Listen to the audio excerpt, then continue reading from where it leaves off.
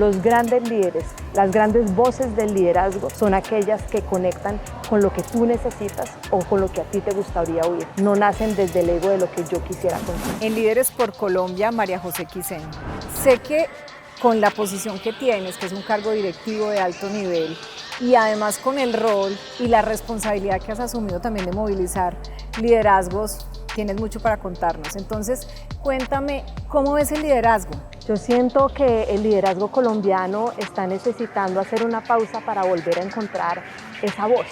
Y vengo hablando muchísimo alrededor de la voz del líder y esa voz de hombres y mujeres que necesitan empezar a narrar el país de una forma distinta. Y cuando hablo de una forma distinta, hablo de sentido de posibilidad. ¿Y cómo es eso? ¿Por qué ves que se necesita ese sentido de posibilidad en la voz? Los científicos del comportamiento hablan que el 98% de las personas no han encontrado su voz.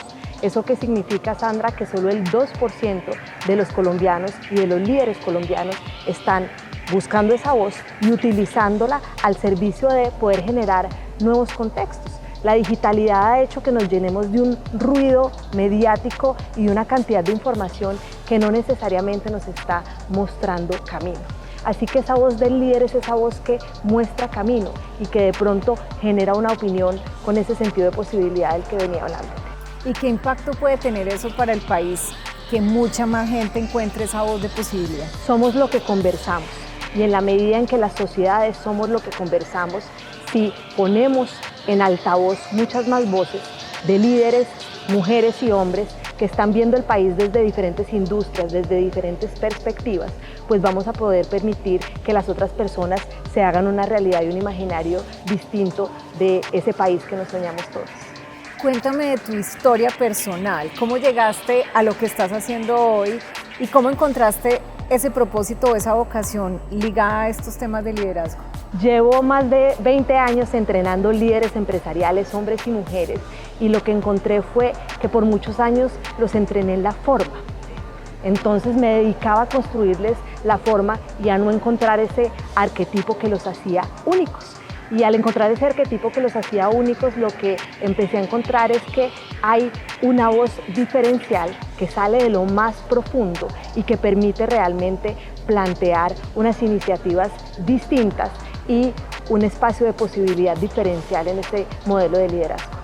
¿Y qué has identificado en esa carrera tuya como los mayores obstáculos?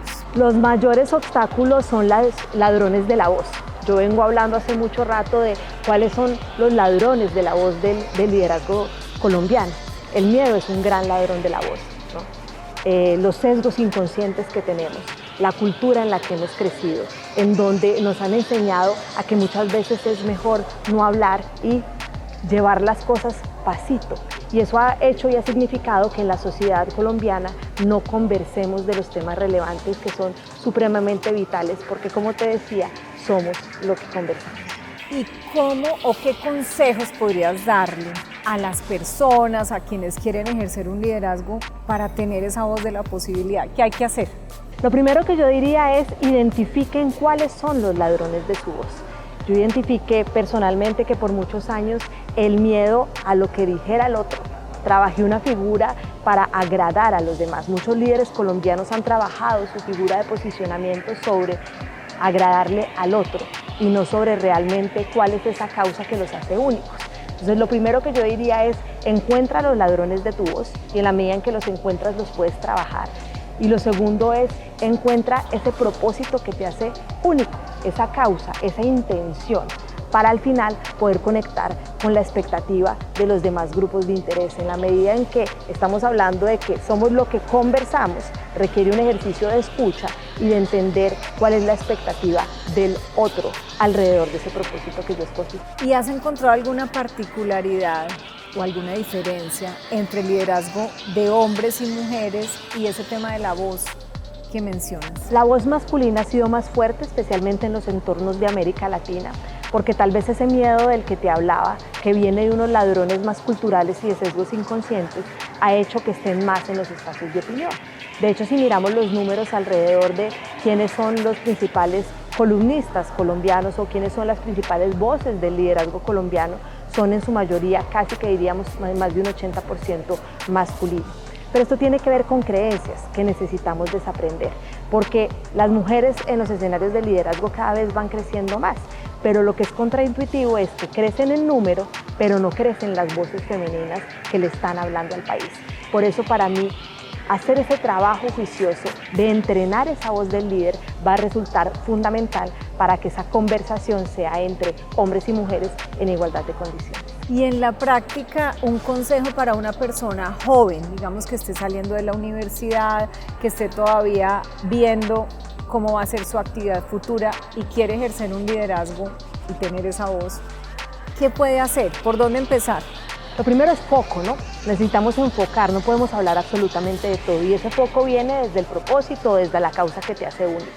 Lo segundo es fondo, la voz tiene que tener profundidad y que tenemos que trabajar y estudiar, especialmente si son líderes jóvenes, sobre el fondo de eso que has escogido. Y lo tercero es la forma adecuada, las formas son importantes, en el mundo digital hemos perdido las formas. El respeto, la empatía con el otro es fundamental a la hora de hacer el proceso de construcción de la voz. Y ese papel desde una dirección en una empresa, desde un cargo directivo o inclusive desde la junta, ¿qué pueden hacer las empresas para fomentar esto, para tener más liderazgo, tanto de hombres como de mujeres, para incentivar esas voces? Yo creo que se trata de una gran transformación cultural. Hay demasiado silencio porque nos cuidamos mucho y vuelvo a lo que decía ahora, de lo que va a decir el otro. Tenemos un enorme miedo al error, especialmente en el mundo corporativo. Así que generar una cultura en donde permitimos el error, en donde permitimos que haya conversación desde el disenso, desde el tal vez no entendernos, para llegar a puntos comunes es fundamental. Pero eso requiere de una transformación cultural y de un líder principal que sea movilizador y que articule esa conversación. Y el tema del mentor o el entrenamiento, ¿cómo lo ves en este proceso? Creo que es importante, pero no resulta fundamental. Conozco muchos líderes que tienen una voz de liderazgo supremamente fuerte sin necesidad de haber sido entrenados. Por eso para mí el poder encontrar el foco puede ser el ejercicio más fundamental en ese inicio, porque cuando uno ve personas o líderes que hablan de muchos temas, la probabilidad de que haya una recordación y un entendimiento de su mensaje es menor. Entonces sí creo que hay mentores que son importantes, sí creo que hay figuras. Yo me dedico todo el tiempo a buscar personas que tienen una voz de liderazgo potente para ver cuáles son esos elementos que puedo aprender de ellos desde la observación, pero lo más importante es encontrar ese arquetipo único y no querer reproducir un arquetipo de otro. ¿Y qué tienen en común esos que tienen voz de impacto? ¿Qué has encontrado como 3 puntos claves que identifiques que tienen en común? Un propósito claro, esto que significa una causa muy identificada. Lo segundo es una definición de cuál es la intención que hay sobre la mesa en esa conversación, es decir, una intención clara y abierta para los demás. Y lo tercero, que creo que es lo más importante, es que conectan con la expectativa del otro. Los grandes líderes, las grandes voces del liderazgo son aquellas que conectan con lo que tú necesitas o con lo que a ti te gustaría oír. No nacen desde el ego de lo que yo quisiera contar. ¿Y cuáles son esas fuentes de inspiración? Las fuentes de inspiración yo creo que son múltiples y tú hablabas ahora de los jóvenes. Yo creo que hay unas figuras de liderazgo que son grandes fuentes de inspiración para los colombianos. En mi caso personal, mi inspiración son mis 2 hijos, quienes me han enseñado a encontrar esa voz.